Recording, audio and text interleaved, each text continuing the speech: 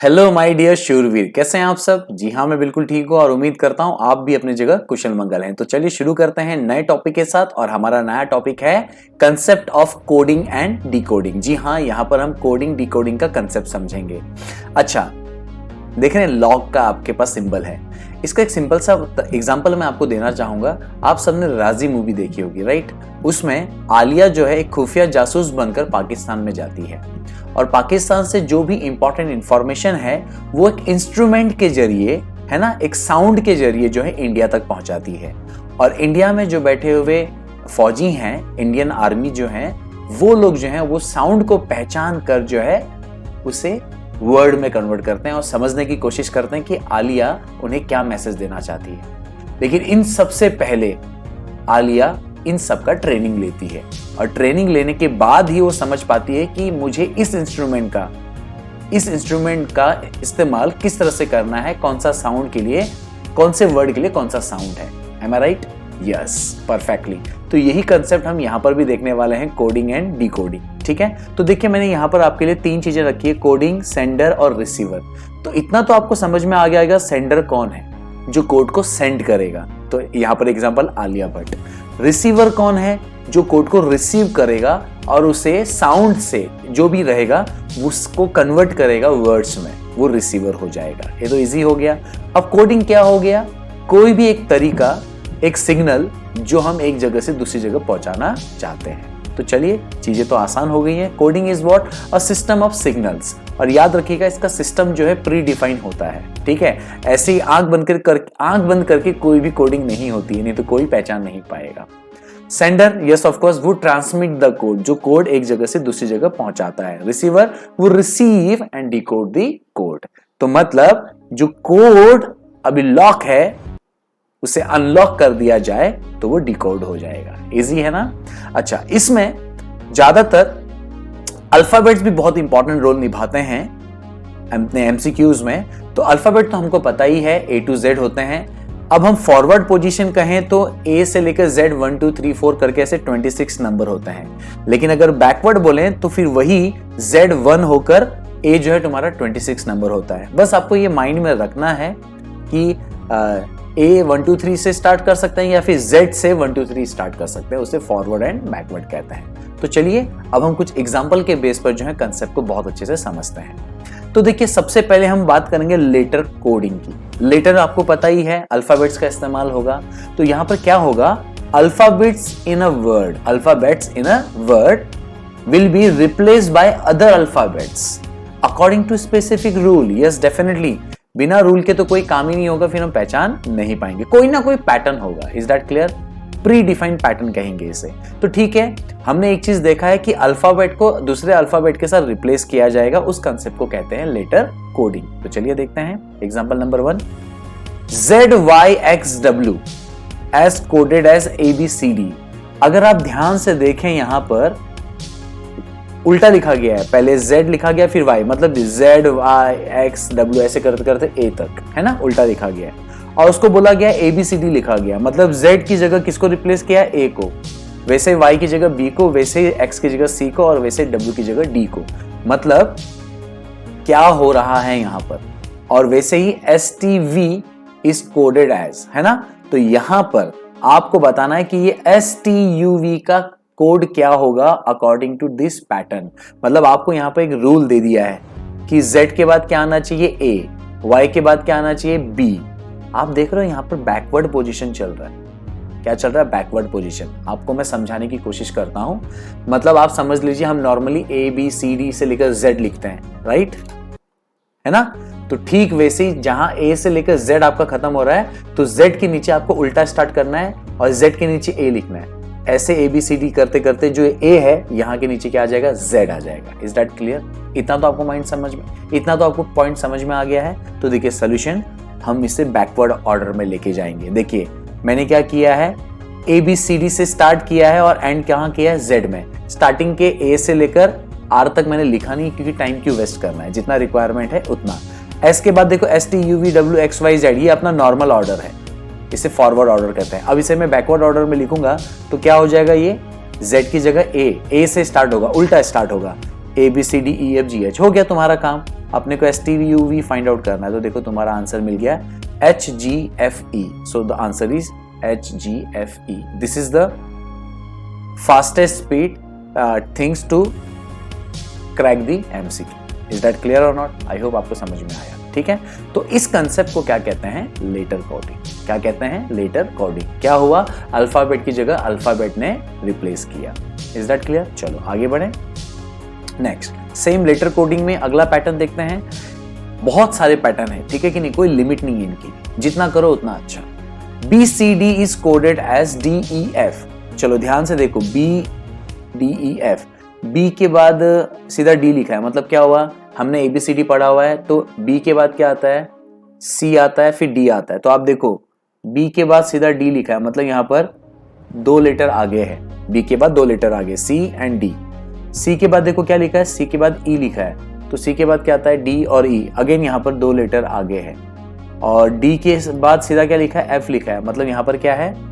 EF। Again 2 letter आगे, मतलब pattern समझ में आ गया हमको, बस 2 लेटर आगे कर देना है, तो ट्रू भी बताना है। तो देखो यहाँ पर 2 लेटर आगे करना है, तो ये मैंने ऑलरेडी लिखा हुआ है, ट्रू का देख लो, 2 लेटर आगे कर दिया, तो क्या बन गया हमारा? VTWG। Is that clear? Understood? That's great. Okay, next again later coding में चलते हैं। और कौन सा किस तरीके से आ सकता है? Hyderabad is coded as IXED। जाने दो बाबा, बहुत पेचीदा है, लेकिन H के बाद I, Y के बाद X, H ABCDEFGH I। Okay, H के बाद सीधा नेक्स्ट, मतलब ये H के बाद I, मतलब सीधा +1 है, ये सीधा नेक्स्ट है। Y के बाद सीधा X दिया है, Y XY उल्टा है, मतलब आप देख रहे हो यहाँ पर -1 है। तो जहां तक है +1 और -1 का फंडा हो सकता है। तो चलो समय ना बर्बाद करते हुए हमें चेन्नई का फाइंड आउट करना है, तो मैं आपको डायरेक्ट सोल्यूशन में लेके आता हूँ, क्योंकि ऑलरेडी मैंने बनाया है, तो फिर ज्यादा प्रेजेंटेशन को बिगाड़ना ठीक नहीं लगता है। तो हैदराबाद को ये दिया गया है, तो यहां पर आप देख सकते हैं एक एक लेटर में एक बार +1 किया है, एक बार -1 किया, मतलब H के बाद एक लेटर जोड़ा है, और नेक्स्ट वर्ड अगर Y है, लेटर Y है, तो उसके एक लेटर माइनस किया है। तो +1 -1 का कॉम्बिनेशन है। तो ठीक चेन्नई भी +1 -1 का कॉम्बिनेशन होगा। तो ठीक है, तो उस हिसाब से आप देखेंगे तो हमारा कोड बन चुका है चेन्नई का DGFMOZJ। आप पॉज करके इसको आराम से देख सकते हैं। तो यहां पर हमने क्या देखा पैटर्न, कि +1 और -1 का एक साथ कॉम्बिनेशन आ सकता है। Is that clear?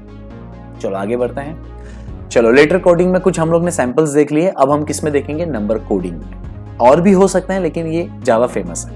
Number coding की बात करें, नंबर कोडिंग में क्या होगा? अल्फाबेट या वर्ड दिया रहेगा, उसे न्यूमरिक वैल्यू दिया रहेगा, लेकिन बाकायदा उसका कोई रूल होगा, बिना कोई रूल के चलेगा नहीं। तो चलो नंबर वाला गेम खेलते हैं। Apple is coded as 25563। अब इसमें ना लेटर्स गिनो, 1 2 3 4 5 लेटर हैं एप्पल के, और डिजिट गिनो 1 2 3 4 5, इसमें भी 5 है, मतलब हर एक लेटर को एक डिजिट दिया है। रंग इज कोडेड 7148। ठीक है, दोनों में सिमिलरिटी क्या है? एप्पल और रंग में उत्तरी एक भी अल्फाबेट रिपीट नहीं हुआ है। ठीक है, then purple is coded as, तो मतलब एप्पल को ये कोड दिया, रंग को ये कोड दिया, तो पर्पल को कौन सा कोड दिया होगा? तो देखो जवाब ना एप्पल और रंग में ही छुपा है। कैसे? क्योंकि देखो PURPLE पर्पल, इसके जो एक एक अल्फाबेट है कहीं ना कहीं एप्पल और रंग में इंक्लूडेड है। तो हम क्या करेंगे मालूम है?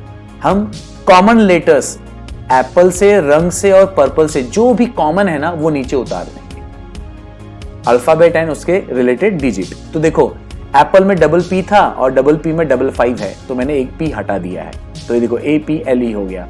और रंग में कोई सिमिलरिटी नहीं, तो RUNG डाल दिया है। अब मैंने पर्पल का रेड कलर इधर हाईलाइट कर लिया है, देखो ये अपना एरिया बच गया है। अब इसमें से पर्पल है ना, अब आप पर्पल फाइंड आउट करोगे तो 517563 मिलेगा, देखो इसी में से मिल रहा है। इज दैट क्लियर और नॉट? तो इस तरीके से हम लोग फटाफट आंसर फाइंड आउट कर सकते हैं। Is that clear? चलो next. In a language, A is coded as A1, B is coded as 2, then face is coded as, मतलब एक सिंपल सी बात बोलूं, ये फॉरवर्ड नंबर हो गया 1 2 3 4, मतलब ए अगर 1 है तो जेड क्या होगा 26 होगा, क्योंकि देखो सीरीज बोला है।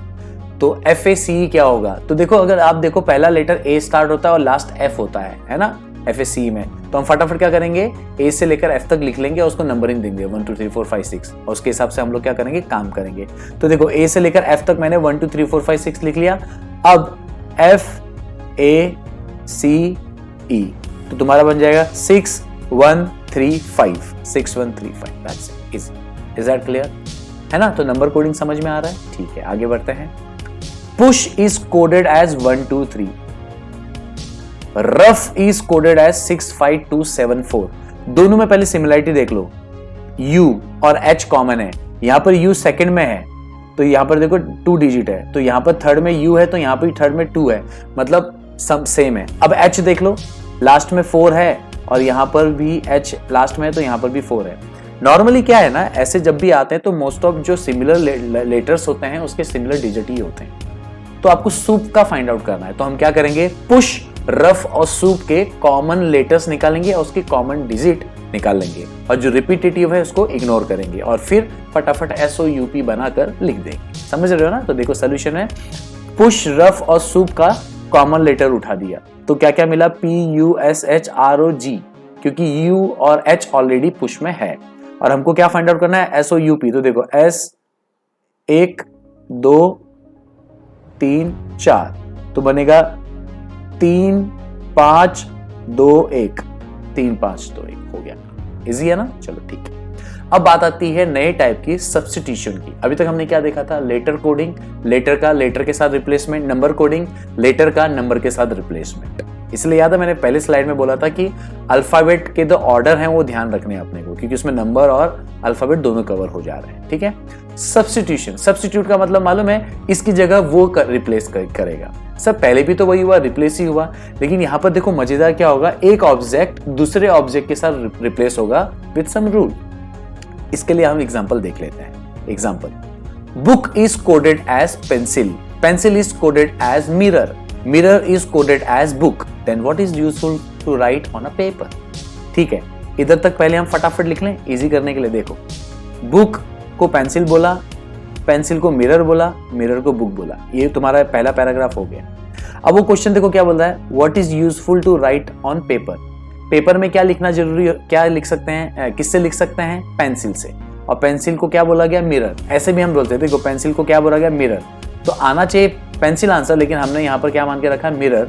Therefore the useful thing to write on a paper is mirror. क्यों, क्योंकि सब्स्टिट्यूट हो गया है ना, पेंसिल को किसने सब्स्टिट्यूट किया है, मिरर। Is that clear. ठीक है, तो एग्जाम में हम इसको फटाफट देख सकते हैं, इतना बड़ा ये सब लिखने की जरूरत ही नहीं है, सीधा लास्ट क्वेश्चन पकड़ना है। Useful to write on a paper, pen या पेंसिल, तो देख लो पेंसिल पेन कहीं दिया है, अरे यहाँ पेंसिल दिया है, pencil is coded as mirror, तो सीधा आंसर आ गया मिरर। ऐसे भी देख सकते हैं। ठीक है, चलो आगे बढ़ते हैं, एक ट्राई कर लें खुद से।